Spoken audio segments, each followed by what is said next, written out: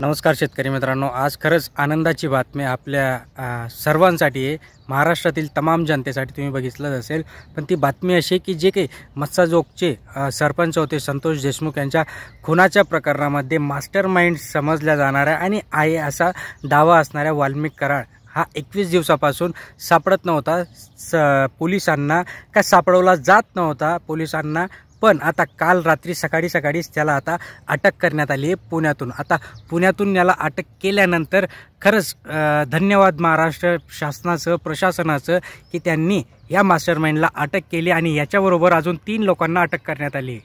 सुदर्शन घुले, कृष्णा आंधळे आणि सुधीर सांगरे या तिघांना देखील अटक करण्यात आली. म्हणजे 3 जण लपून बसले होते पुण्यामध्ये. ॲक्च्युली लपणार तर नाही, पोलिसांच्या नजरेतून कोणीही लपत नाही, पण त्यांना लपवण्यात आलं होतं. आणि आता सगळ्यात महत्त्वाचं म्हणजे धनंजय मुंडे यांच्यासाठी ही धोक्याची घंटा आहे. बघा, तुम्ही कितीही पाप करा पण एक ना एक दिवस तो घडा भरतो, पापाचा घडा भरतो.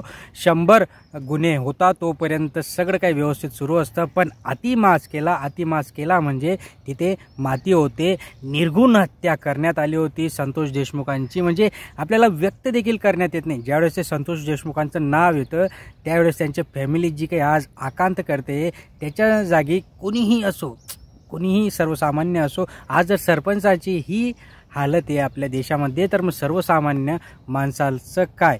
आणि म्हणून आज खरंच मनस्वी आनंद झाला आणि खरंच सलाम आपल्या पोलिसांना, प्रशासनाला.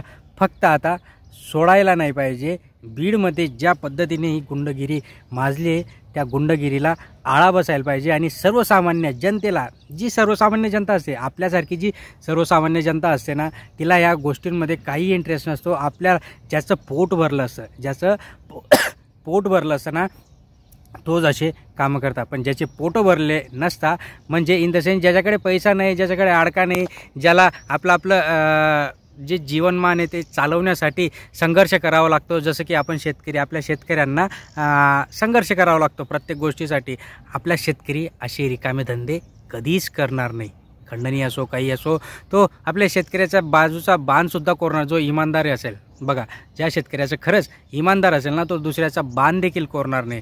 पण ज्याचं खरंच पोट भरलेलं असतं तो असे धंदे करतो. आणि म्हणून आज खरंच सलाम आपल्या पोलीस प्रशासनाला आणि खरंच आनंद झाला. धन्यवाद.